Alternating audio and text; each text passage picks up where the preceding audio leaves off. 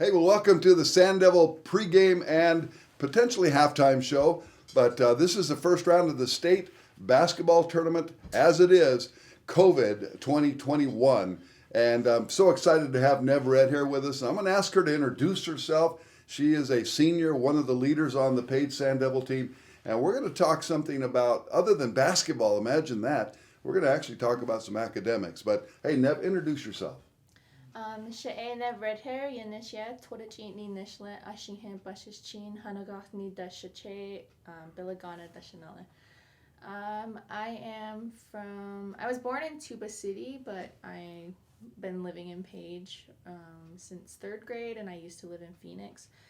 I am a senior at Page High School. I am attending Stanford University next year, majoring in biology, and my parents are Florinda, Tracy, and Joshua Redhair. Man, oh man, I'll tell you what. You said Stanford University? Yeah. Stanford. I don't even know. I have to buy a vowel to spell that word. But you know what, Neve? We're going to talk about that in just a second. But I'd like to retrace your steps. You said you got here in third grade. And what's your field of choice when you go to Stanford? Like my major? Yeah.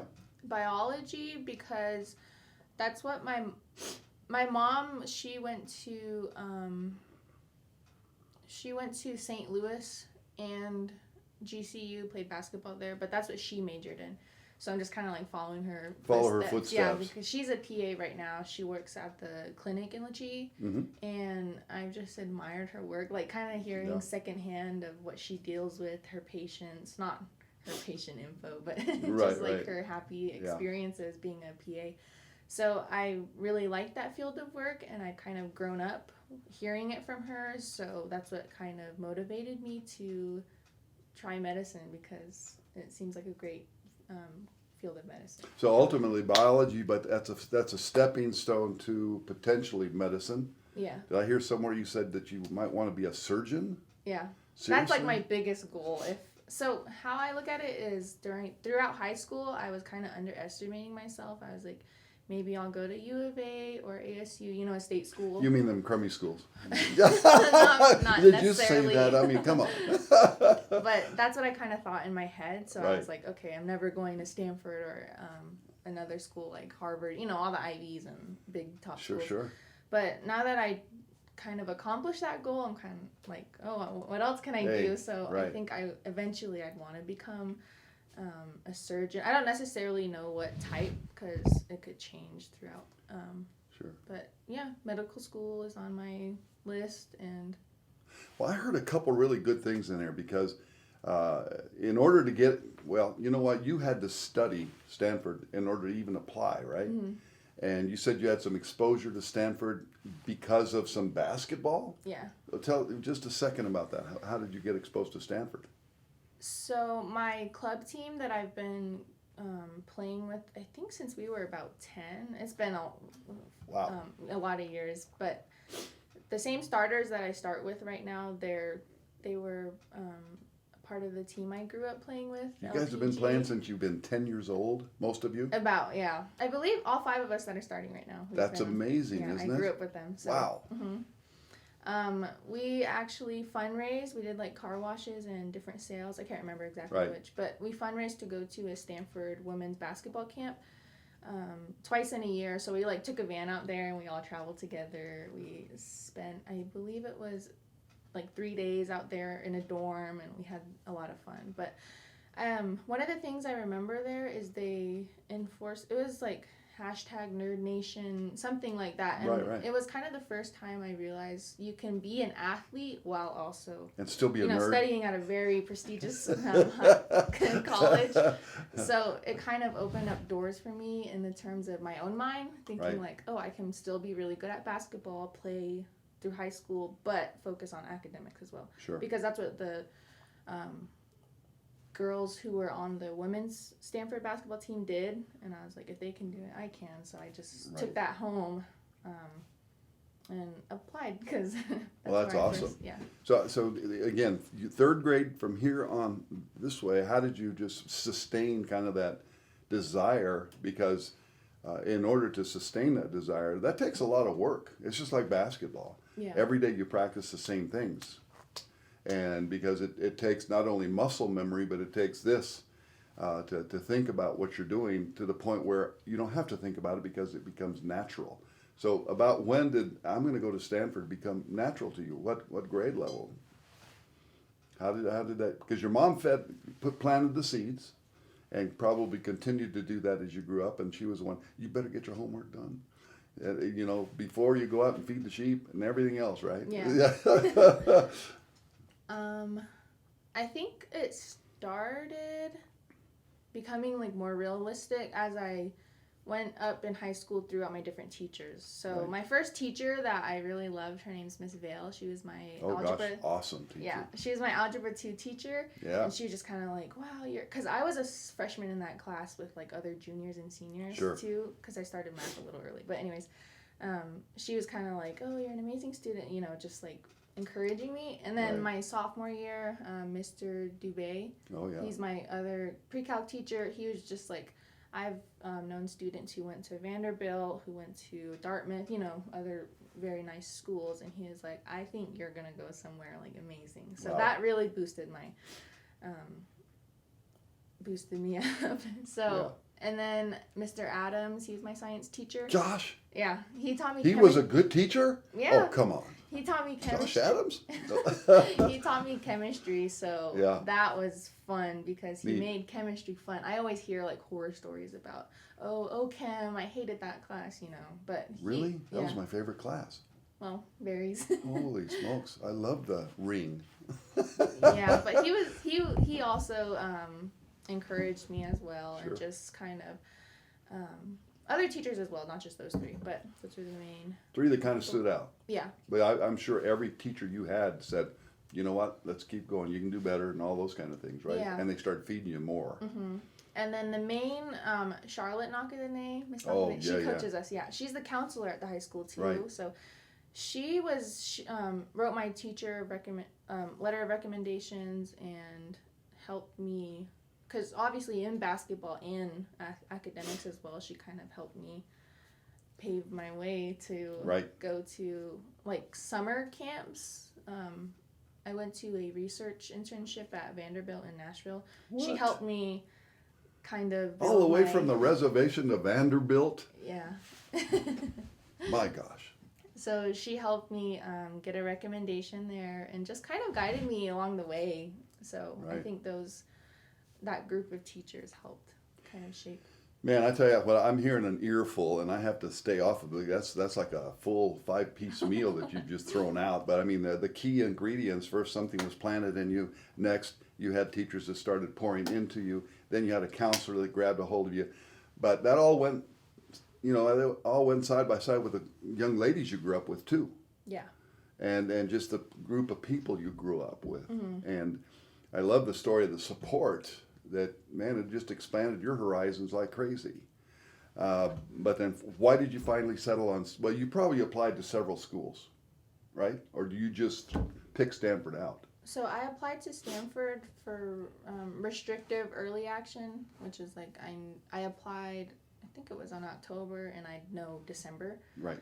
So since I knew December, I also already applied to UCLA, UC Berkeley, UC Santa Barbara. Those three because they were due in November. But once I got the email from Stanford, like, you're accepted, I was like, I don't want to apply anywhere Done. else. Yeah, Done. and I don't Done want to deal. deal with that because it's just extra stress while I'm Yeah. applying for scholarships and already doing so many things. Now, really, tell me the truth. Medical, yeah, but all the schools you just said you applied to, you really want to just be on the beach and suntanning all day long. Yeah. I understand how that goes. But I can't help myself, and I don't know that I need to look at this. Do you know Stanford is the number 5 top medical school in the country? I think I looked at that. Okay. Yeah, I might have Googled it. I while Googled it ago. too, Yeah. but they won't accept me.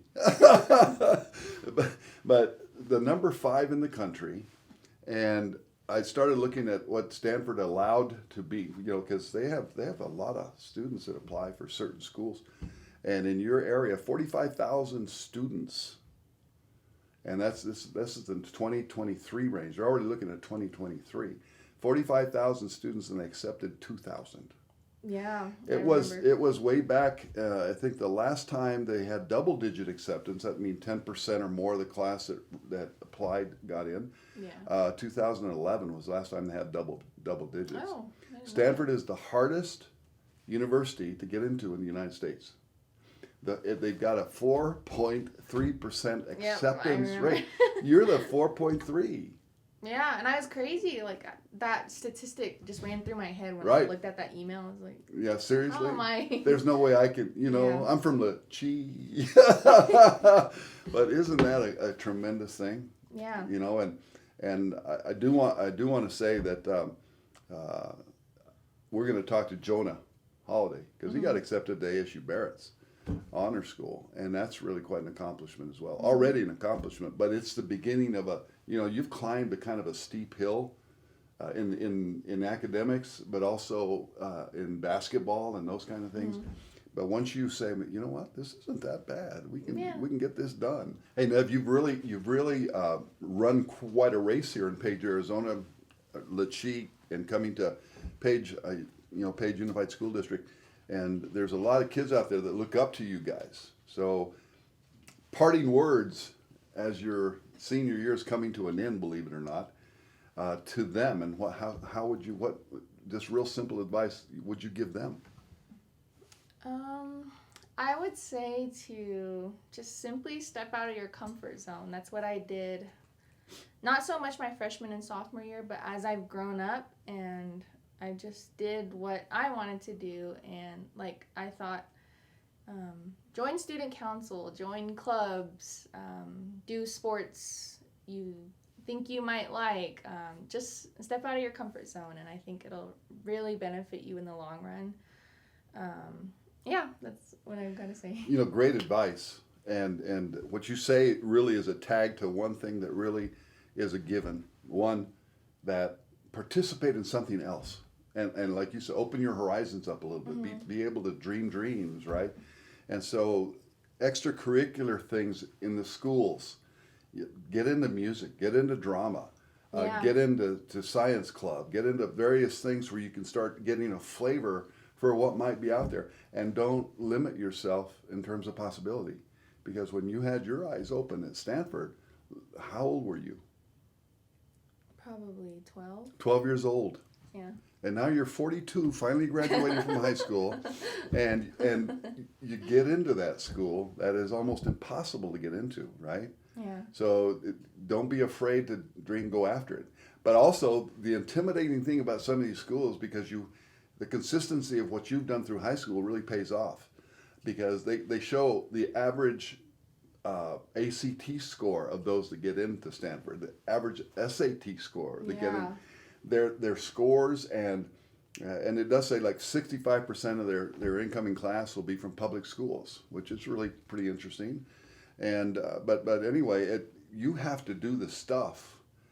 If you mess up a year, hey, just pick it up, right? Yeah. And so it's how you finish, and finish strong, and because school is really, really important. And if you want to be a surgeon, you see these things right here? What are those? Scars. Because I've seen surgeons, and they every time I go see a surgeon, I know what I'm going to get. We got to replace your body parts.